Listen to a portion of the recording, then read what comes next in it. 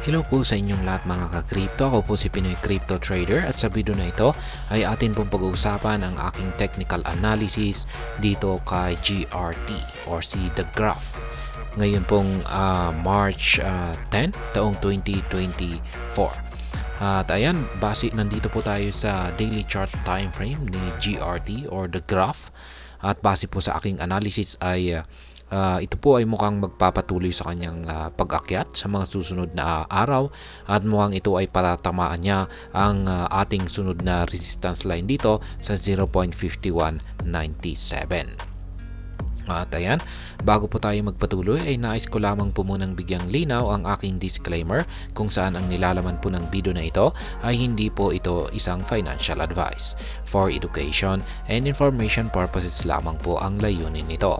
Maliban po dito ay nais ko na rin pong magbigay babala na wala pong kahit anumang group chat ang Pinoy Crypto Trader. Ayan, check po muna natin yung kanilang latest na tweet dito po sa kanilang X account. Yan, ito po yung latest na development mula dito kay The Graph. Developers get ready for a game changer. The Graph protocol has integrated Astar zkEVM. Ayan, yan po yung latest na development nila rito. Na-integrate na po nila ang tinatawag nilang Astar. Yan, Astar zkEVM. Kaya yan po ang latest development dito kay The Graph. Yan, balikan na po natin dito ang pagti-technical analysis po natin dito kay The Graph. At ang aking analysis po dito ay itong si GRT or The Graph ay magpapatuloy lamang po siya sa kanyang pag-akyat. At gaya ng sinabi ko kanina ay sa mga susunod na araw ay babanggain niya ang sunod nating major resistance line dito sa 0.5197. At yung aking naging basihan dito ay ayan nga, nagkaroon po tayo ng breakout dito sa dating resistance line na 0.3028. Yan. At dahil sa breakout na yan ay nagkaroon po siya ng bullish momentum para magpatuloy sa kanyang pag-akyat. At yung dalawang indicators naman po natin dito, ayan, yung ating Halswit indicator ay kulay green. Yan, at maganda naman po yung kanyang katawan.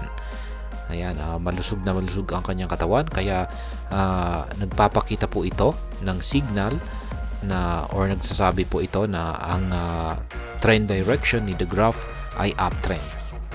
Patuloy lamang po siyang umaakit maski ito ay nakakaranas po ng mga corrections ay sa kabuuan ay uptrend pa rin siya, nagpapatuloy pa rin po siya sa kanyang pag-akyat. Ngayon, yung pinakamaganda po sa signal natin dito ay ang ating QQE bar indicator dito, kung saan yung mga nabubuong QQE bars po natin ay ayan, lumalaki po yung kanyang mga sukat. Ibig pong sabihin ay patuloy pong lumalakas yung bullish momentum nito.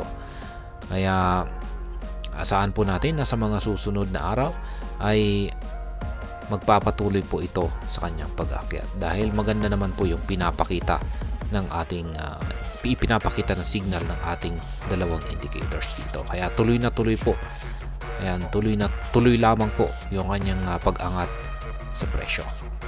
At ayan na nga, gaya ng sinabi ko kanina ay babanggain po niya ito. Yan ang sunod nating major resistance line dito sa 0.5197 sa mga susunod na araw.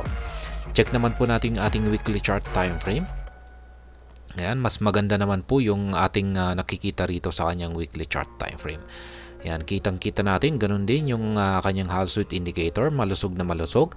At mas maganda po yung itsura ng ating QQE mod indicator dito. Yung kanyang mga nabubuong QQE bars ay ang ganda. Maganda po yung kanilang pagkaka-form. Ayan, at dapat ganito yung makikita natin. Tuloy-tuloy lamang na lumalaki yung sukat nito. Kaya kung pag yung mabubuong candlestick ay ganun din. Mas malaki yung sukat nito ay ibig sabihin ay tuloy-tuloy lamang po yung bullish momentum nitong si The Graph. At ayan na nga rin, base na rin sa aking analysis dito sa kanyang weekly chart time frame ay yan, mataas po talaga ang posibilidad na ito ay magpapatuloy sa kanyang pag-akyat at baka niyang babanggain ang 0.5193 na sunod po nating resistance line dito. Ayan po ang aking technical analysis dito. Ayan, para kay the graph or GRT. Ayan. At hanggang dito na lamang po tayo sa video na ito. Sana po ay inyong nagustuhan ang aking paliwanag dito. Kung inyo po itong nagustuhan, pag-click lamang po ang like button nito. Para naman po sa mga bago lamang dito, kayo po ay aking inaanyayahan para mag-subscribe. Pag-click na rin po ang bell icon nito dahil ito po ang siya magsisilbing notification nito sa mga bago kong videos na akin pong ina-upload sa aking YouTube channel na ito. Marami pong salamat sa panonood. Ingat po tayo lagi at God bless po sa ating lahat.